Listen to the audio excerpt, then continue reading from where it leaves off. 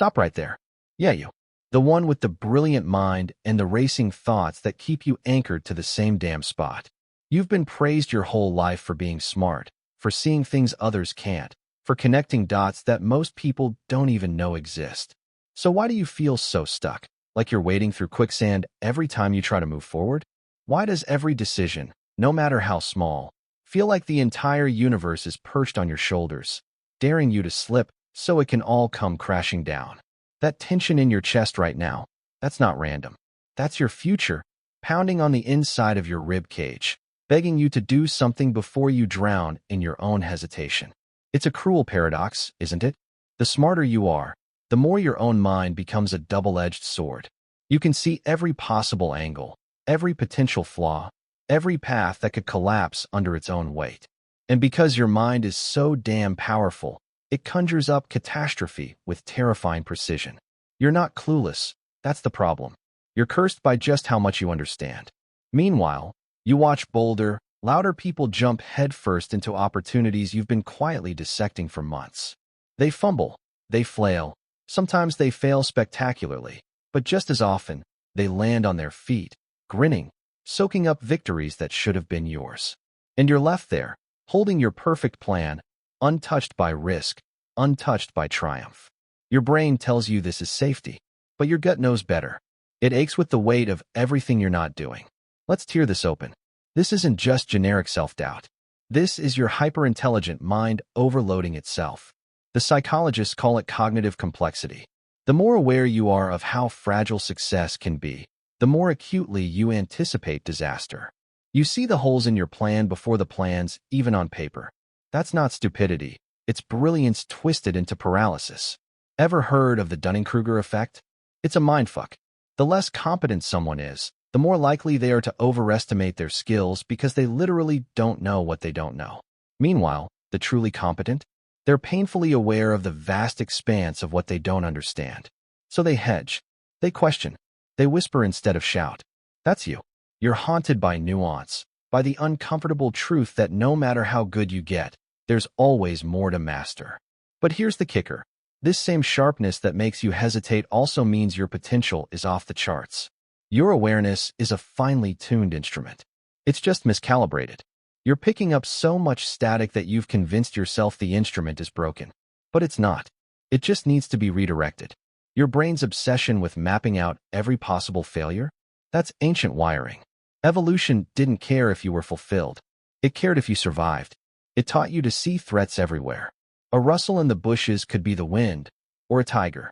Better to run and look stupid than stand there and become dinner. Fast forward to now. The tiger's gone, but your amygdala didn't get the memo. It still pumps cortisol through your veins every time you stand on the edge of something new.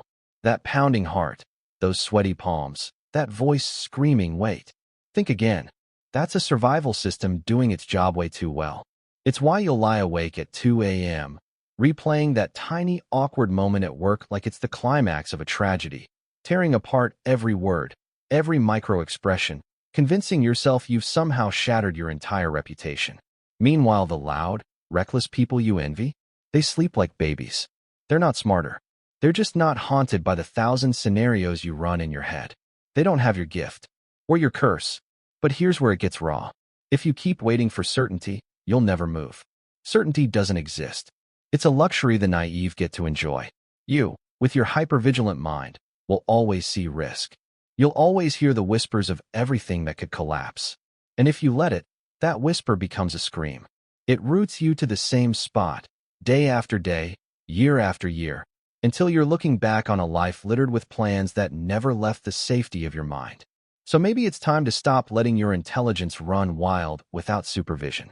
Maybe it's time to channel it, to point it toward action instead of fear. Because perfection? It's just procrastination wearing a fancy suit. It keeps you from the messy reality of progress, where you might trip, skin your knees, look foolish. But also where you might win, might evolve, might actually taste the life you keep architecting in your head. This is where you face the brutal truth. Your brain is brilliant, but it's also a liar. It exaggerates. It inflates the worst case until it towers over you like a monster. It'll tell you that one wrong move will implode your entire life. that a single embarrassing stumble will haunt you forever. But push that image 10 feet away, watch it shrink. Almost laughable, isn't it? Because 9 times out of 10, that nightmare never arrives. And the 10th time, you survive it. You adapt. Because that's what humans do. Here's something wild. Your self-doubt is also proof you care. It means you value your future, your reputation, your potential. It's not poison by default, it's a tool. It only turns toxic when you hand it the steering wheel. The most confident people you see, they weren't born that way. They felt the same electric panic coursing through their veins. The difference is, they acted anyway. They trained their brains to stop waiting for fear to disappear, to move while still shaking. Every time they did that, they laid down new neural pathways, rewired the panic. What was once an alarm became a challenge. Something to be faced, not fled. So yeah, you're smart.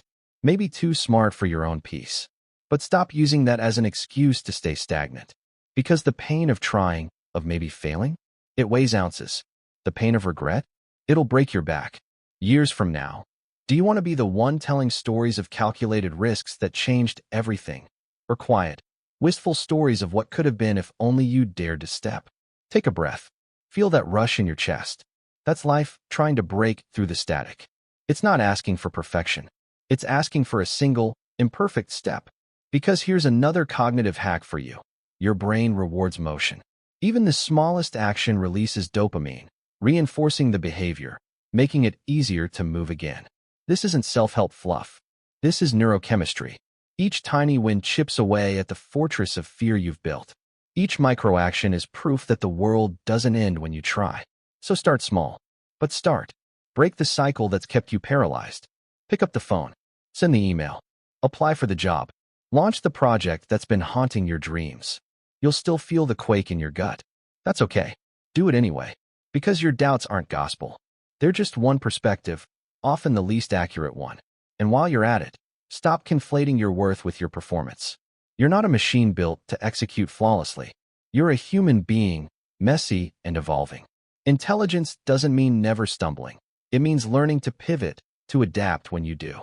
High performers aren't fearless. They're just intimately familiar with the terrain of discomfort. They've bled there, failed there, gotten back up so many times that fear stopped feeling like a stop sign and started looking more like a green light. Perfectionism? That's just self-sabotage masquerading as virtue. It promises safety but delivers stagnation. So let it go. Chase better, not flawless. Because chasing flawless means you'll spend your whole life polishing plans that never get tested against reality. And reality is the only place dreams grow up. You might be wondering if this means your anxiety vanishes.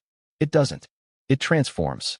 That old panic that once froze you solid becomes a sharpened edge, something you wield, not something that wields you.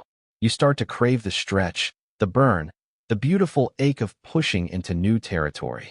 That's what growth feels like. Not comfort, but a kind of electric uncertainty that says you're alive, you're moving, you're evolving. So when your mind starts its usual routine, spinning webs of what-ifs and worst cases, pause. Breathe. Acknowledge it. But don't bow to it. You don't have to kill the doubt. You just have to act in spite of it.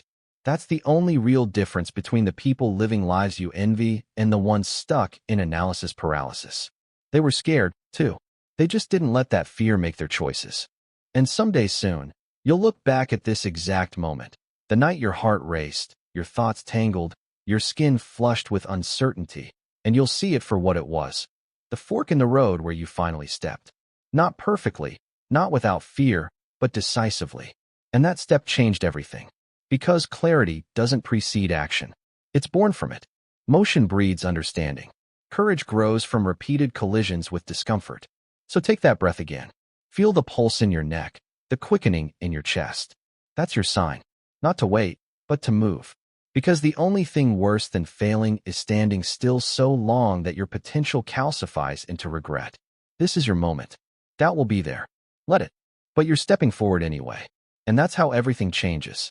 That's how smart stops being a cage and starts becoming a compass, guiding you through the chaos toward the life you've always known you could build, if you'd only dare to begin.